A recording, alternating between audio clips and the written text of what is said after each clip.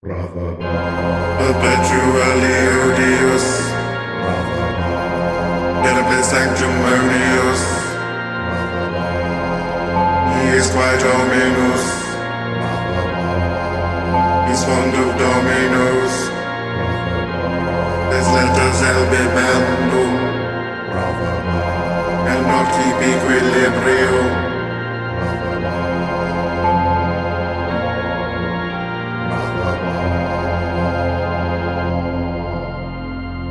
If you're easily frightened, if once you were ever locked in a small space, perhaps a cupboard or wardrobe, and felt you couldn't breathe, then you probably won't want to hear this tale.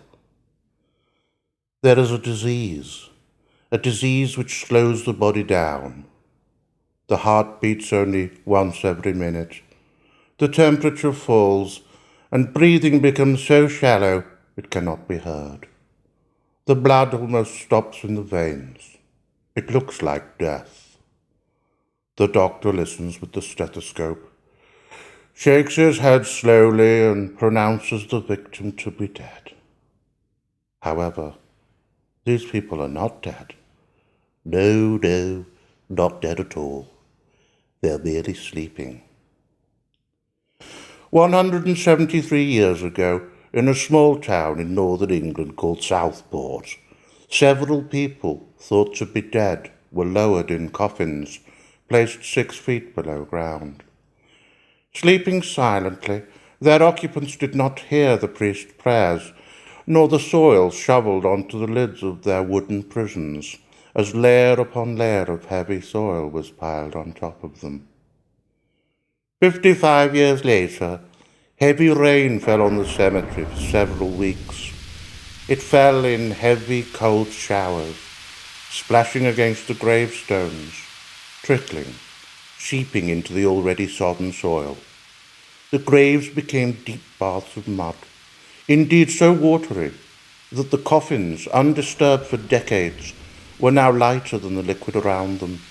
Naturally, they began to rise, slowly making their way to the surface.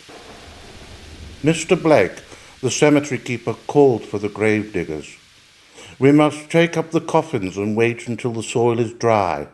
Then we may bury them again and preserve the dignity of the dead."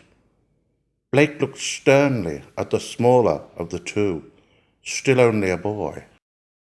"If a coffin should open, you would be wise not to stare at the corpse. They say its spirit will haunt you forever." The gravediggers nodded.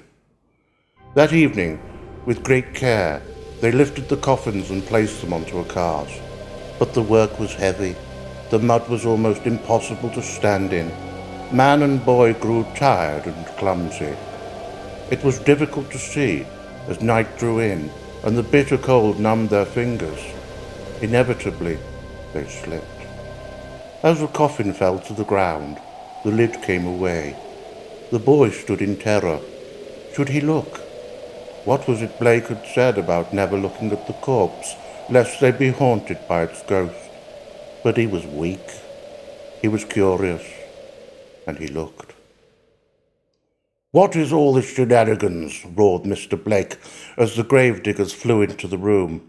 They were as pale as the moonlight. They were too shocked even to speak. "Come on, man!" exclaimed Blake, shaking the younger man by the shoulders. "What is it?" Stuttering, the boy spat out his words. "The coffin, sir. The coffin. The lid had scratch marks on it, sir. On the inside. The corpse, sir. The corpse's hands had missing fingernails. The body was twisted. The face, sir. The mouth was open. It was as if the man had died screaming." The older gravedigger ran away that very night and was never seen again. The younger boy could not sleep for fear of what he had seen. The next morning, Blake arrived at the cemetery to find no sign of the diggers. He went first to the boy's mother, whereupon he was told that the boy had died in his sleep. "Let me see him," asked Blake. The priest and doctor were standing by the bed, and the doctor was slowly shaking his head. "There is no pulse," he sighed. He probably died of fright, explained Blake. After what he saw last night, no boy should ever see such things. Pity.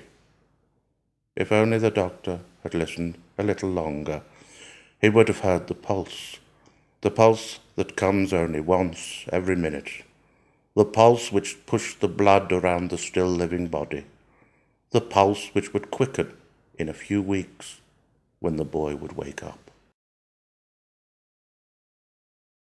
Perpetually odious, terribly sanctimonious. He is quite ominous. He's fond of dominoes.